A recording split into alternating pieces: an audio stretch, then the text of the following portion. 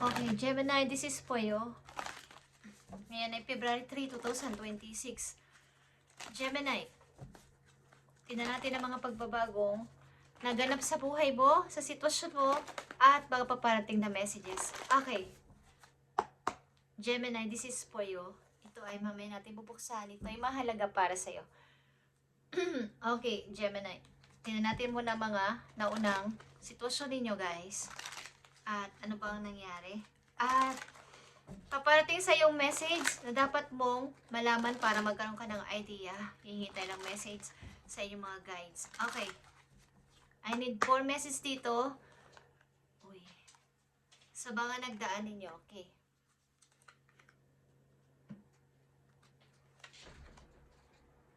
Yeah. Disappointed ka because yung need mo, yung want mo sa buhay ay parang hindi mo natupad o hindi mo nagawa sapagkat maaaring bata ka pa niyan o takot ka na sumubok o mag-try. Okay? Gemini, tingnan natin. So, sa mga nakaraan ay mga dumating na bagong idea o bagong mga chances, mga opportunity. Okay? But, sad to say, maraming mga hadlang. Maraming mga naghadlang sa'yo o nag-istorbo sa'yo sa plano na to at hindi ito natupad o may mga trouble na nangyari, delay sa mga bagay-bagay sa paligid, Gemini. At judgment is here. Maaring sa buhay mag-asawa, meron ding hindi naging okay sa buhay mag-asawa. Okay, kung kayo ay nagkaasawa, ito ay maaring wala nang kumbaga, kahit pilitin pang i-grow, i-survive is hindi na nangyari. Okay? Mukhang wala ng pag-asa. At nandito ang 2 of Swords. So, gusto ko nang magdesisyon. Tatanggalin ko na yung piring ko sa mata ko. Ayaw ko nang mag-overthink. Tapos na ako magmuni-muni. Tapos na ako magpa-stuck dito. Gusto ko nang mag-decide. Okay, tingnan natin to guys. Ang pagbabago naganap sa mga Gemini after ng mga sitwasyon niya sa buhay na maraming kabiguan, maraming delays at trouble sa kanyang buhay. Tingnan natin, Gemini. February 3, 2026, message for you at mga paparating pang message for you at mga paalala. Okay. At advice. Okay. So, nandito ang Ace of Cups. 5 of Swords. Maraming sakripisyo. Judgment. 2 of Swords. So, nandito ka ngayon sa, okay, hangman ito guys. Okay, pag-iisip-isip, pagmumuni-muni, because gusto ko na magdesisyon this time. At ito na nga, okay, gusto kong magkaroon ng maiba naman, bago sa buhay. At ibalik yung sigla ko, okay? So, tingnan natin. Ace of Cups is here. Okay. Sa mga nagdaan sa buhay mo, maraming may mga bagong idea, bagong tao, bagong mga opportunity nga ang dumating pero maaaring napalagpas mo. At ito nga, okay? Maaaring may hinihintay ka na opportunity sa malayo o something tawag or invitation galing malayo. Okay guys. Paano ito yung waiting na opportunity. At ito yung gusto mong mangyari. Maaaring ito yung nasa malayong lugar, tinatanaw mo at hinihintay mo. Okay. Literal man o sa messages or sa call. Okay, 5 of Swords is here. Natuto ka ng lumaban. Depensahan ang sarili sa mga taong pwede sa iyong manakit. Dati kasi ay hinahadlangan ka nila. So ito ay trouble, nangyari at mga delays. So this time,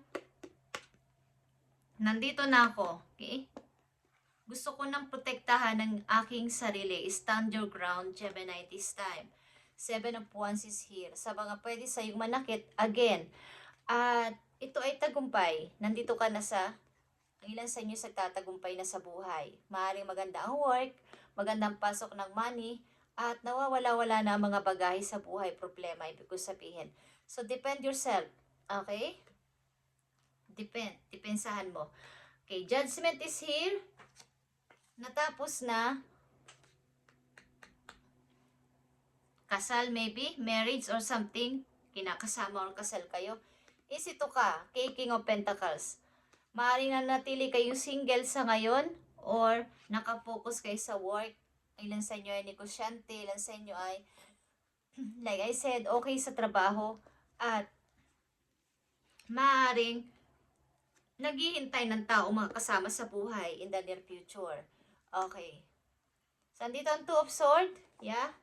Sabi ko nga, tatanggalin ko na ang piring ko this time. Magde-decide na ako sa plano ko, sa desisyon ko. At gusto ko na tong matapos. Kaya ito ang Chariot. Okay? Time to choose. Ito ay two direction. Naka-green light na to para sa'yo. This time, Gemini. Okay, patungo ka sa tagumpay. Nakikita ko dito. May pag-usad. Okay, sa yung sitwasyon. Hindi ko alam kung ilang taon ito nangyari sa'yo. At this time, sa inyong kasalukuyan, maaring umuusad ka at mabilis. Okay, ang iyong pag-move on. Ang pagtingin mo sa katotohanan na hindi ako dapat nagpapa-stuck dito ng napakatagal. Tingnan natin ang papating na message sa'yo ayon dito sa iyong sitwasyon. Sa mga Gemini ito, Spirit Guides from Heaven. Okay. Andito ang nagpapakita ang Tower for you. Ito ay mga amazing na mangyayari sa buhay mo. Okay? Masyasya ka dito. Ito ay Tower at kailangan mong i-balance ang iyong sitwasyon, ang mga desisyon simula sa araw na to. Okay. Tingnan natin ang mga papating na message sa'yo na dapat mong malaman ito man ay good or bad.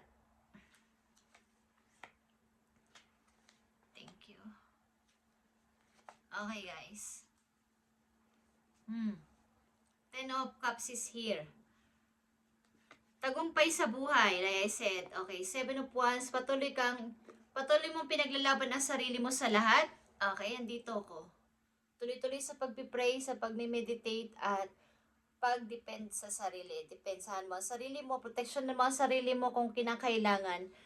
Is, huwag kang magpadala sa kanila. Maring kayo'y nasa maayos na nakalagayan sa ngayon. May masayang family, hindi man kasama ang inyong asawa, may tumutulong sa inyo pagpapalaki at paggabay sa inyong mga anak. Okay, ito ay Ten of Cups, happy ito na family, okay? Kasama ang mahal sa buhay. At maaaring ang kayo ay nasa tagumpay sa ngayon, okay? At may ayaw na nandiyan kayo sa posisyon nyo, dinudukto kayo pababa. Okay, pinapababa kayo dyan. Something. Bumaba ka dyan, Gemini. Hindi ka nararapat dyan. Okay. So, Three of Wands is here. Mga papateng mga messages sa inyo. Seven of Cups. May mga confused ka. Something na may mga darating na offer. So, ikaw ay mamili ng maayos. Huwag masyadong magmadali sa pagpili. Ito ay tao. Guys, may mga taong bago na darating sa buhay mo. Ito man ay pag-ibig. Kailangan mong maging matalino sa pagpili this time. Huwag kang masyadong magmadali. Okay? Sa pag-choose. Maging matalino ka sa pag-choose na this time. Okay. At Three of Wands is here again. Nagpapakita ulit ang Three of Wands. Mukhang ready ka na. Okay? May dala ka na dito. Okay? Something na ikaw ay ready nang i-accept itong paparating na opportunity na to. Ready ka nang i-accept ito. Baga dito ay mayroong ka pang pagda-doubt. Dating pa ba to? But this time, nakikita mo ba yung light dito, yung apoy dito? Okay? Meron kang tinatanaw at hinihintay something at para makita ka, naglagay ka na ng sign na nandito ako. Okay? Nandito ako. Dito nyo ako sunduin o dito nyo ako makikita o makokontak. Yan ang ibig sabihin, guys. Okay? So, nandito ang Four of Cups. Sa iyong paghihintay sa bagong pag-ibig, maybe, andito yung pag-aalinlangan, mga doubt, pagdududa. May darating pa bang maganda o maayos sa pag-ibig o tao sa buhay ko? So dito sa side na to, kung nakikita nyo lang, ang side na to, may something na may gusto sa'yo, maybe tao dito, hindi mo napapansin. Sapagkat abala ang utak mo sa pagiging pagdududa. Okay? May mga secret admirer ka, Gemini. Okay, sa paligid. Maring fire sign ito o Scorpio. Okay. At dito sa chariot, guys, maraming gusto talaga magpapansin sa'yo, Gemini, at kumuha ng para sa'yo, yung maa-achieve mo ba. Sapagkat ito ay 5 of Wands. Rival ito sa trabaho, mga pataasan ng ego, pataasan ng pride, mga gustong makuha. Kung anong nakuha mo, maging ako si Gemini or abutin mo kami, Gemini. Ako din isama mo dyan sa taas. Okay. So kayo ay mag-ingat. Maraming maiinggit sa iyong pagtaas ang posisyon kung kayo ay nasa magandang posisyon na ng trabaho sa company. Maraming gustong kumuha na inyong posisyon at ibaba kayo dyan. Okay. Tingnan natin ang mga message pa po yun, Gemini. So kayo ay may paglago sa buhay. Sa pag-ibig, may mga pagdududa kayo. At paparating na tao, hindi nyo napapansin sapagkat abala kayo sa pag-iisip ng takot ako. But may naghihintay ka ng bago. Naghihintay ka ng in the near future, may makasama din ako sa buhay forever. Okay. Paalala sa'yo, dalang message ito, paalala sa'yo, Gemini. February 3, 2026. Paalala sa inyo, guys, andito ang wisdom. Ito'y harapan. Maaring kayo ay takbuhan na baga taong humihingi ng advice din, paminsan-minsan. At maaari din na sa loob ng family ninyo, merong gustong humingi ng advice or merong problema sa inyong loob ng pamilya. Ito man ay kapatid nyo, something, relatives na malalapit sa inyo, may problema sa kanilang family. Okay? Yung boy mag-asawa, ganyan. Okay?